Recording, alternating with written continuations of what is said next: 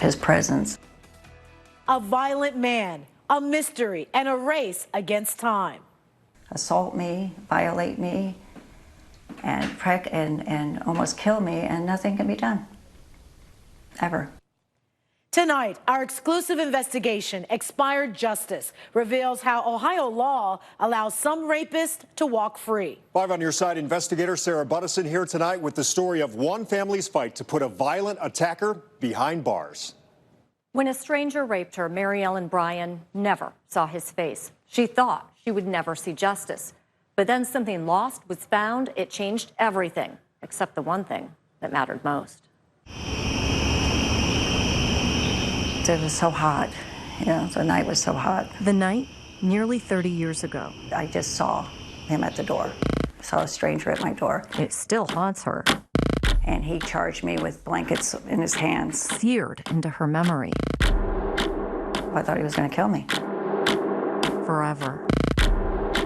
So it was terrifying. Mary Ellen Bryan was in bed, awake, waiting for her husband to come home. I was laying on my side, and there he was. The stranger covered her face with the blankets, then a pillow, and pressed down. And he suffocated me till I was close to death. She stopped struggling. The adrenaline that was going through my body is something I can't even describe. He let her breathe, then raped her.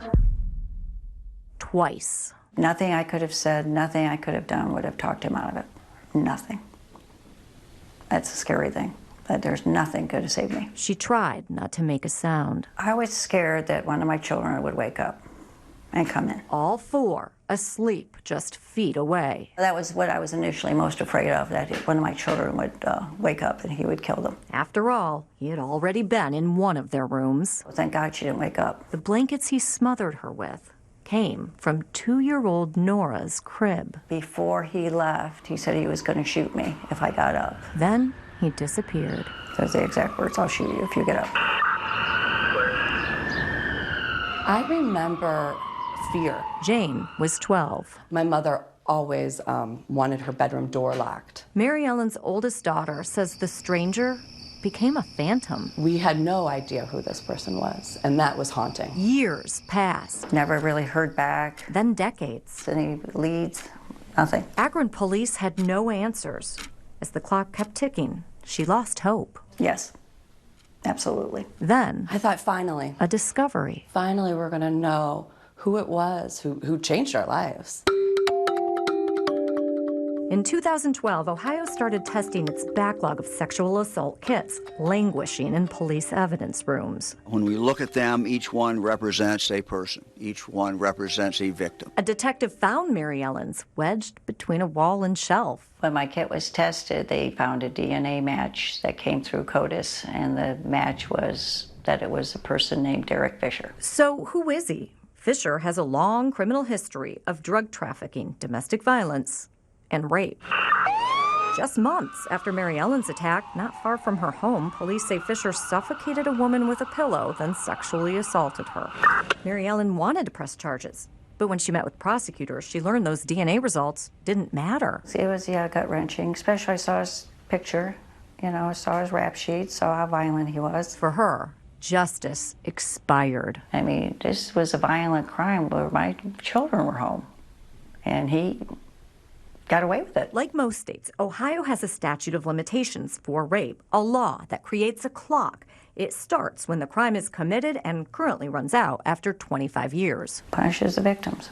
It's another assault on us. We know what we deserve. The statute means despite new evidence like a DNA hit to a convicted rapist, Mary Ellen's case will never be reopened, which means no one will ever face charges and no one will ever be convicted. We also found she's not alone. The Ohio Attorney General says there are 60 more DNA hits from backlog kits in cases that can never be prosecuted, like this one in Medina County. In 1993, a woman was raped in a field by a man she was driving home. Police were notified about a DNA hit just weeks after the statute expired. If there's a statute of limitations, that means there's a lot of rapists out there that are going to remain on the streets. Camille Cooper is the vice president of policy for RAIN, the Rape, Abuse, and Incest National Network. Most of these guys don't have one victim. Most of them don't even have one or two victims. Most of them have a lot of victims. Guys like William Griffith, currently behind bars for 2 rapes. We found his DNA hit to a rape kit from 1980 in Olmsted Township, long past the statute. It's a release of a letter signed Things by, could change. Ohio's Attorney General Dave Yost wants the statute abolished, and more than 24 state lawmakers have backed a bill to eliminate it. But even if that bill passes, it still won't matter for Mary Ellen. It's disappointing. Any new law cannot turn back the clock on old cases. It's maddening. Remember Nora, the little girl who had a rapist steal blankets from her bed? And the state would move this court to nolly the remaining counts in the indictment. She grew up to be a county prosecutor, Enter a plea of guilty to count 1 of the indictment. driven by her mother's unpunished attack. Everybody deserves justice, but she's my mom. This is a camera that we use to obtain forensic documentation. Just like Jane, It does sound heavy and it is hard. Mary Ellen's oldest daughter is a sexual assault nurse, comforting victims as she collects evidence from their bodies. I feel honored to be with them in that moment when they feel vulnerable and that they allow me to be in the room with them. Each seeks the justice denied their family Moving forward, I can do the best I can for every victim. before the clock runs out. Time doesn't change for me. I mean, I'm always going to have that feeling, always for the rest of my life. Derek Fisher's DNA recently hit on another rape case, this one from 2010 in Barberton, where he could still face charges. While police investigate, Fisher remains behind bars on a domestic violence conviction. He's scheduled to be released in 2022. He declined our interview request. I'm 5 on Your Side investigator Sarah Buttison. Tonight, expired justice. Our investigation exposed how Ohio law allows rapists to walk free. Yes, and we've helped one survivor learn the truth about her case. 5 on Your Side investigator Sarah Buttison is here with her story tonight. So, Sarah, how did all of this happen? It's an unbelievable story, Danita and Rob. When Jeanette Crabb was raped more than 20 years ago, she immediately got a sexual assault kit. But she only learned about her kit's connection to a convict when we started asking questions. I was always that way. I was always a daredevil. Jeanette Crabb was fearless. I was very fit. I was very strong. The single mom would take her 3 sons camping, whitewater rafting, even rock climbing. I felt invincible. Until one night in 1993, when she agreed to help a stranger. He was very polite, and I said, sure, okay. She was headed home from a bar in Brunswick when the clean-cut young man approached her. And he said, hey, lady, is there any way you can give me a ride? I just live right down the road. She had driven just a few miles when he told her to pull over. He said, okay, you can stop right here. And I thought, I don't see any lights. I don't even see any houses. Then, the man became a monster. Then he proceeded to attack me and beat me. She fought back, got away, but he caught her. He pulled me by my hair through a creek. I saw a lot of stars. Then he raped her. I tried everything that I could think of to at least stop the violence because I thought he was going to kill me. She escaped again. This time, she made it to her car. She drove straight to the Medina Sheriff's Department. Detectives took her to the hospital to get a sexual assault kit. And they said they got good evidence from that, and that's all I really heard. For 20 years, her kit collected dust. That evidence from any rape kit associated with a crime, Then, no matter how old, in 2012, should and must be tested. Ohio launched an initiative to test every backlogged rape kit. Jeanette's rape kit was submitted in December of 2013. Forrest Thompson is Medina County's prosecutor. And that's where this goes sideways. There was a DNA hit to a convicted burglar. no one told Jeanette.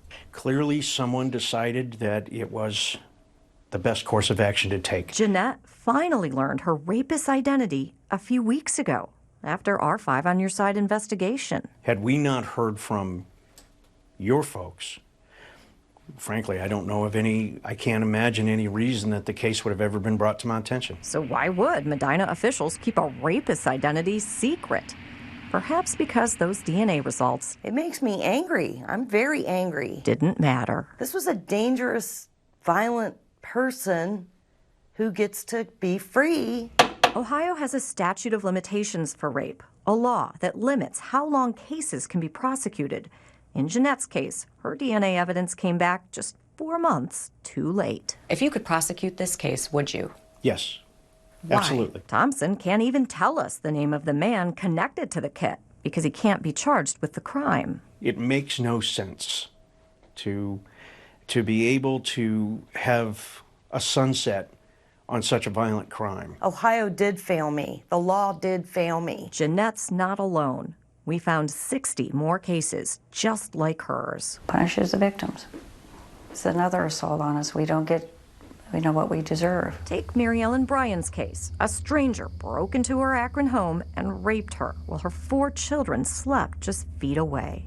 This was a violent crime where my children were home, and he got away with it. When DNA linked her attack to a convicted rapist, it was too late to press charges. It was, gut-wrenching, especially I saw his picture, I saw his rap sheet, saw how violent he was. The blankets he smothered her with came from 2-year-old Nora's crib. Ohio Attorney General Dave Yost reviewed our findings. To say that we've locked the courthouse door and that person can't get justice is just wrong. Earlier this year, he called on state lawmakers to get rid of the statute of limitations for rape. We don't have it for murder, and there is no basis in my mind for us to treat rape any less seriously. We need to make the change now.